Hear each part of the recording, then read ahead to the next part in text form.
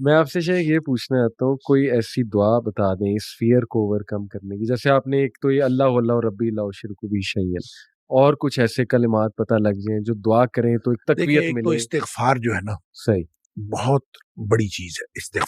استغفار کے بہت سارے کلمات حدیث کے اندر آئے. صحیح. ایک ہے استغفار رب اغفر لی وتب علی انک انت التواب الغفور.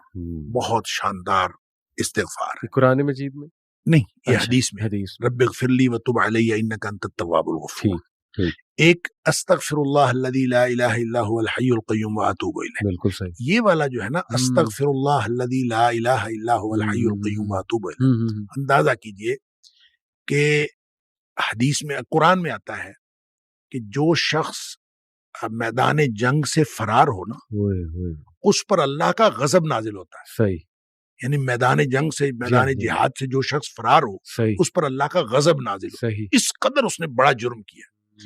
نبی کریم صلی اللہ علیہ وسلم فرماتے ہیں کہ جو شخص سوچ سمجھ کر 3 دفعہ یہ پڑھ لے استغفر اللہ الذی لا الہ الا هو الحی القیوم واتوب الیہ، 3 دفعہ سوچ سمجھ کے پڑھ. نبی پاک صلی اللہ علیہ وسلم نے فرمایا اللہ تعالیٰ اس کے سارے گناہ معاف کر دیتا ہے، چاہے وہ میدان جہاد سے فرار ہوا ہو. اللہ.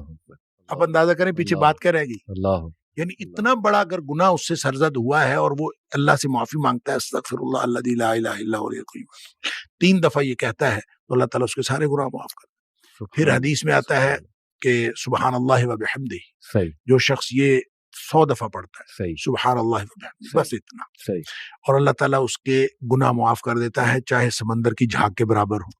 یعنی جتنے بھی گناہ ہیں اللہ تعالیٰ معاف کر دیتا ہے. تو یہ اسی طرح جو اللہم اجرنی من النار ہے، یہ 7 دفعہ اگر کوئی شخص صبح کے وقت پڑھ لے، 7 دفعہ شام کے وقت پڑھ لے، اگر اس دن میں اور اس رات میں اس کی موت آ جائے تو اللہ تعالیٰ جنت عطا فرما دے گا. پھر سید الاستغفار ہے، یہ تو میں سمجھتا ہوں شارٹ کٹس ہیں.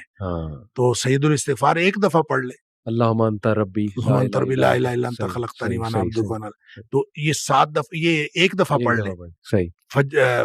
دن کے کسی ایک حصے میں پڑھ لے، اس دن فوت ہو گیا تو انشاءاللہ جنت میں چلا جائے گا. رات کے کسی ایک حصے میں 1 دفعہ پڑھ لے تو اس رات فوت ہو گیا تو جنت میں چلا جائے گا. تو گویا صبح و شام کے یہ اذکار میں یہ تو شارٹ کٹس ہیں کہ اگر انسان یہ پڑھ لے تو انشاءاللہ وہ جنت میں جائے گا. باقی جو انسان کو یہ خیالات آتے ہیں نا، سائیکولوجیکلی انسان کو ریگریٹ ختم نہیں ہوتا یا گلٹ ختم نہیں ہوتا، یا آپ کہہ لیجئے کہ اس کے وسوسے ختم نہیں ہوتے، تو اس کے لیے ایک علاج نبی کریم صلی اللہ علیہ وسلم نے بتایا، وہ ہے لا حول ولا قوت الا باللہ. واہ، بس اتنا. صحیح. اور اس کو اگر 100 دفعہ کوئی شخص پڑھ لے، لا حول ولا قوت الا باللہ. صحیح. لیکن پڑھنا کیسے ہے؟ پڑھنا اس طرح نہیں ہے کہ آپ بس پڑھتے جائیں. یہ ہے کیا لا حول ولا قوت الا باللہ؟ اصل میں کیا ہے؟ حول کا معنی بھی قوت ہے اور قوت کا معنی بھی قوت ہے. لا حول ولا قوت، یوں کہہ لیجئے نہ کوئی اجتماعی طاقت نہ کوئی انفرادی طاقت الا باللہ، سوائے اللہ کے.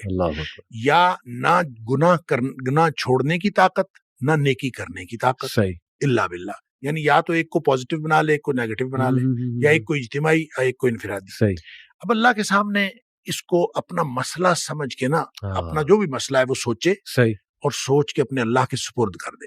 یا اللہ میری تو کوئی طاقت نہیں، نہ انفرادی نہ اجتماعی، الا باللہ. ہاں تو عطا فرمائے طاقت تو ہو سکتی ہے. یوں میں اس کو کہتا ہوں یہ بے بسی کا کلمہ ہے. بے بس آدمی اپنے اللہ کے سامنے بے بسی کا اظہار کرے اس کلمے کے ذریعے. صحیح. تو پھر یہ نبی پاک صلی اللہ علیہ وسلم نے فرمایا، جس شخص نے کہا تھا نا مجھے وسوسے آتے ہیں، آپ نے فرمایا لا حول ولا قوت الا باللہ پڑھا کر، تیرے وسوسے بھی ختم ہو جائیں گے اور اس کے علاوہ اللہ تعالیٰ تیرے 100 مسئلے حل کر دے گا. واہ. آپ اندازہ کریں ایک شخص کے 100 مسئلے ہوتے نہیں ہیں. 2 نہیں تو 4 نہیں تو 6 نہیں تو 8. اس سے زیادہ مسئلے تو کسی کے ہوتے نہیں. تو لا حول ولا قوت الا باللہ پڑھنے سے وسوسے بھی دور ہو جاتے ہیں.